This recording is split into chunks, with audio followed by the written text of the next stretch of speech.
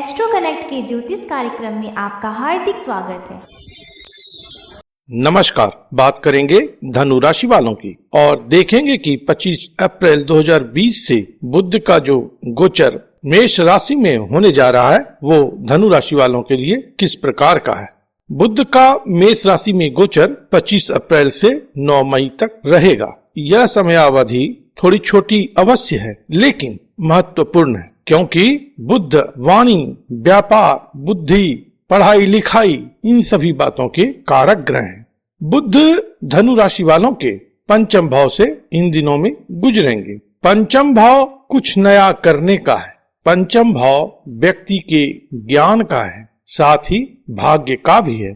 इस समय में जो आपकी प्रसन्नता होगी या आपका जो ज्ञान होगा या ज्ञान के प्रति जो रुझान होगा, भविष्य के प्रति जो आपकी आकांक्षा होगी, इन सभी बातों पर बुध के संचार का प्रभाव पड़ेगा। बुध बड़ा ही इंक्विजिटिव प्लेनेट है, जिज्ञासु प्लेनेट है, जानने की इच्छा से भरपूर है। तो जब यह आपके ज्ञान भाव में आएंगे तो ज्ञान के प्रति, जानने के प्रति, कुछ नया जानने के प्रति आप में ललक पैदा होगी, आप में जिज्ञासा पैदा होगी। इस समय में आप ऑकल्ट साइंस की तरफ भी आगे बढ़ने का प्रयास करेंगे। इंट्रोस्पेक्शन का, आत्मविश्लेषण का यह समय आपके लिए हो सकता है। यह जो अभी माहौल है या वस्तु स्थिति जो अभी देश के अंदर है, लॉकडाउन की स्थिति है, जाहिरन अच्छी स्थिति नहीं है, लेकिन हर एक बातों में कुछ न कुछ अच्छी बातें होती हैं और कुछ न कुछ उसके नेगेटिव पॉइंट्स भी होते हैं। पॉजिटिव पॉइंट्स ये है कि यह समय हर व्यक्ति के लिए जीवन दर्शन को समझने का है, कि यही आप देख लें कि जीवन जीने के लिए कितनी कम रिक्वायरमेंट है, बहुत कम रिक्वायरमेंट है। अभी जो भी कोई अपने घर के अंदर रह रहा है वह बस बेसिक रिक्वायरमेंट को फुलफिल कर रहा है। इसमें जीवन की एक नई समझ आपको आएगी, जिसमें आप देखेंगे कि अन्य सामान्य दिनों में यूं ही बेवजह परेशान होते रहते हैं, जबकि जीवन जीने के लिए तो इतना कुछ चाहिए नहीं। तो एक नई फिलॉसफी आप इस समय समझेंगे। पढ़ने लिखने में मन लगेगा, क्योंकि पढ़ाई लिखाई के कारक ग्रह हैं बुध। संतान विषयक बातों में भी अभी आप दिलचस्पी लेंगे। संतान के एजुकेशन को लेकर के, उसके पढ़ाई लिखाई को लेकर के आप नई योजना बनाएंगे, आप उसमें अपना इंटरेस्ट शो करेंगे। यह समय दर्शा रहा है कि आय की भी स्थिति अच्छी रहने वाली है। तो जो लोग नौकरी में हैं उनके लिए इस समय यह जो बुध का गोचर है सूर्य के साथ, वह कहीं न कहीं आश्वस्त करता प्रतीत होता है कि आपकी आय बदस्तूर जारी रहेगी। भले ही बढ़े ना, लेकिन आपकी आय निश्चित रूप में जारी रहेगी, क्योंकि इस समय आय का जो भाव है वह जागृत अवस्था में है।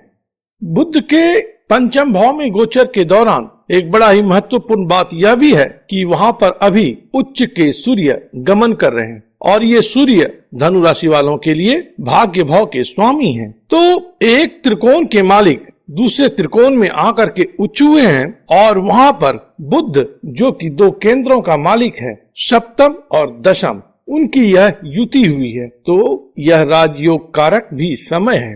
राजयोग का मतलब सिर्फ फाइनेंशियल इन्हांसमेंट नहीं है, राजयोग है जीवन में उन्नयन प्रदान करने वाला। तो कोई एक समझ या कोई ज्ञान जो कि आपको उन्नति प्रदान कर सके वह भी इस समय घटित हो सकता है, क्योंकि नवम भाव उच्च ज्ञान का है। भाग्य भाव जिसे हम कहते हैं वह उच्च ज्ञान का है और यह आपके पंचम भाव में उच्च के हो रहे हैं और बुध भी वहां पर गमन करने वाले हैं। तो यह जो बुध आदित्य का संयोग है यह आपके लिए बड़ा ही सुखद है। हालांकि बुध अभी अस्त रहेंगे, लेकिन बुध को उतना अस्त का दोष लगता नहीं है। तो अस्त होने से क्या हो सकता है वह भी बता देता हूँ कि सप्तम भाव के स्वामी हैं, तो इस समय में जीवन साथी के स्वास्थ्य में कुछ हल्की फुल्की गड़बड़ी हो सकती है। कर्म भाव के स्वामी हैं, तो कर्म विषयक बातों में कुछ अन्य मनस्कता जो है सो आपके अंदर आ सकती है, या कर्म को लेकर के या अपने प्रोफेशन को लेकर के जो कुछ नया आप अभी करना चाह रहे हैं वह एग्जीक्यूट नहीं हो पाए,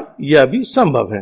पंचम भाव प्रेम का भी है, तो प्रेम के भाव में बुध और सूर्य का संयोग आपके प्रेम प्रसंग के लिए अच्छा है। इस समय में प्रेम के विविध पक्षों को आप बेहतर समझ पाएंगे। और एक बहुत महत्वपूर्ण बात है कि इस समय में आपके बुद्धि में प्रखरता आएगी। जिस किसी भी चीज को समझेंगे क्लैरिटी के साथ समझेंगे। तो यह एक बहुत अच्छी बात है कि कंफ्यूजन कम होगा। धन विषयक बातों के लिए भी अमूमन यह समय बेहतर है और स्वास्थ्य संबंधित बातों के लिए भी यह समय अनुकूल है, इसलिए कोई विशेष चिंता की बात नहीं है। प्रभु आप पर कृपा करें, आप स्वस्थ रहें, मस्त रहें और व्यस्त रहें। ओम नमो भगवते वासुदेवाय। अगर आप गुरुजी से पेड एस्ट्रोलॉजी कंसल्टेंसी चाहते हैं तो अपने स्पेसिफिक प्रश्न के साथ साथ अपनी जन्म तिथि, जन्म समय तथा जन्म स्थान का विवरण हमारे इस ईमेल आईडी पर भेज दें। धन्यवाद। Thank you.